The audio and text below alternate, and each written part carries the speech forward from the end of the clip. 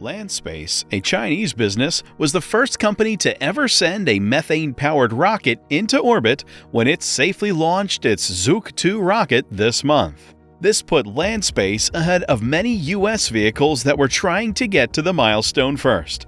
LandSpace used the Giquan Spaceport in the Gobi Desert in the northwestern part of China to launch the Zhuke 2 rocket.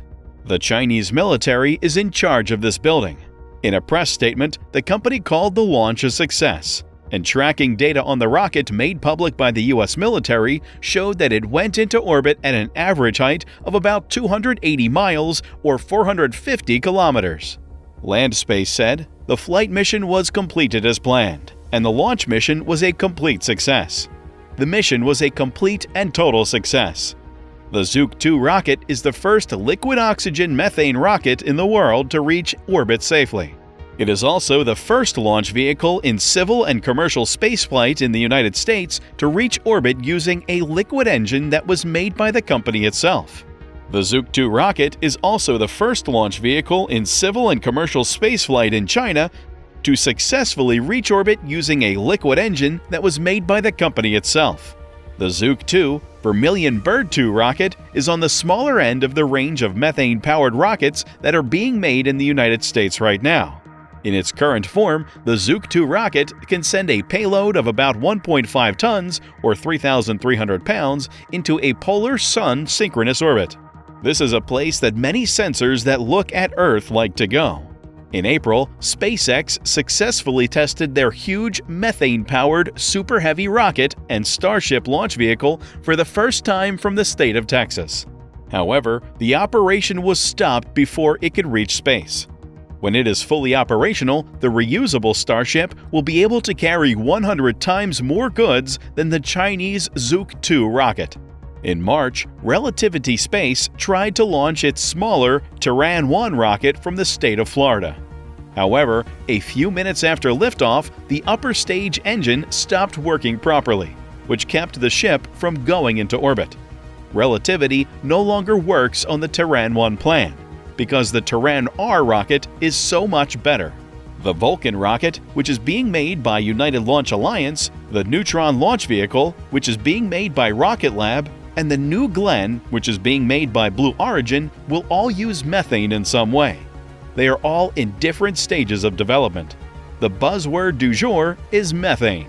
In the past, most big rockets that were driven by liquid fuel burned either kerosene, hydrogen, or hydrazine. Even though hydrazine can cause cancer and is no longer the fuel of choice for big rockets, most of China's Long March rockets, which are made and managed by state-owned companies, still use it as their main propellant. Even though it is hard to work with, liquid hydrogen is the most common rocket fuel because it uses the least amount of fuel. Because the hydrogen molecule is so small, it needs to be kept at temperatures around minus 423 degrees Fahrenheit or minus 253 degrees Celsius and tends to leak. RP-1, which stands for Rocket Propellant 1, is the most common type of liquid fuel used for rockets today. It has a very polished form of kerosene. Methane, on the other hand, is quickly becoming the fuel of choice for engineers working on the next generation of rockets. Liquid methane is a cold fluid. Even though it boils at a higher temperature, it has a higher density than liquid hydrogen.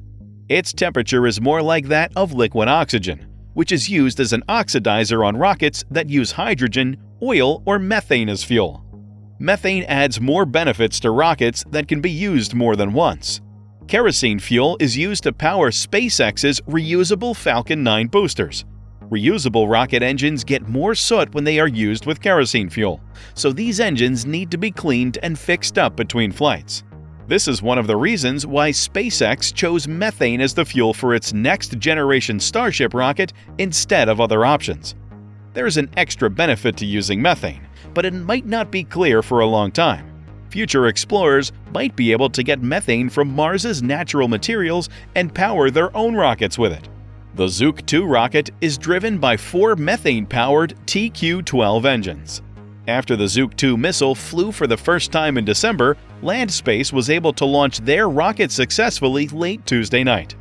In December, a Vernier engine on the second stage of the Zhuke 2 rocket suddenly stopped working during a test flight. Because of this, the ship didn't have enough speed to get into a stable orbit around Earth. On the second Zhuke 2 launch, which didn't carry any working satellites, there were no problems like this. LandSpace has said that it is getting ready to send a third Zhuke 2 rocket on another trip before the end of the year. This mission could include customer payloads. At launch, the first stage of the two-stage Zhuke 2 rocket has 4 TQ-12 engines that put out about 600,000 pounds of power. Methane and liquid oxygen are used to power these engines. The upper stage is driven by one main TQ-12 engine and smaller thrust Vernier engine. The TQ-12 engine uses a simple gas generator cycle instead of the complicated staged combustion cycle that is needed for more powerful and efficient methane-fueled engines like SpaceX's Raptor for the Starship and Super Heavy rocket, or Blue Origin's BE-4 for the Vulcan and New Glenn launch vehicles. Methane is used to run both of these engines. China's private space industry is growing quickly. LandSpace's first launch attempt in 2018 used a rocket called Zhuke 1.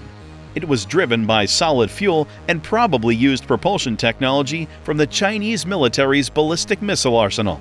After having some problems with the Zhuke 1, LandSpace went on to finish making the Zhuke 2, which was much bigger. Engineers at LandSpace are making a better rocket right now. The company says that this rocket will be able to put up to 4,800 pounds or 8,800 kilograms of cargo into a 310-mile or 500-kilometer polar sun-synchronous orbit. This has more than twice as much power as the current Zhuke 2 version. LandSpace is also making a version of the TQ-12 engine that can be restarted and has a power that can be changed. With this form of the engine, the first stage booster will be able to land using thrust. LandSpace says that the 2 launches of the Zhuke 2 rocket so far have laid a solid foundation for a rocket that can be used more than once. LandSpace's TQ-12A, a restartable version of its methane-powered engine, was tested on a fire stand last year and worked well. This was done so that it could be used on a reusable rocket in the future. Late in 2014, the Chinese government made important changes to its space policy. This made it possible for private money to start investing in new satellite and rocket companies. China's space program has always been run by organizations that are owned by the government. LandSpace was started in 2015, and it has gotten more than $300 million in funding from a number of Chinese government-backed venture capital firms and investment firms. In April, a Chinese rocket company called Space Pioneer became the first company in China to use a liquid-fueled rocket to reach orbit with money from private investors. People think of Space Pioneer as a business-like company. Space Pioneer's Tianlong 2 rocket used kerosene engines from a China Aerospace Science and Technology Corporation division. This was different from LandSpace, which used engines that it had made itself.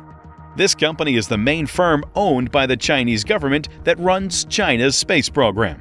Space Pioneer's plan calls for the Tianlong 3 to be launched in 2024. It is a bigger rocket. This rocket will be able to lift as much as the Falcon 9 rocket from SpaceX. The plan is to use the first stage of the Tianlong 3 again at some point in the future. Thanks for watching this video.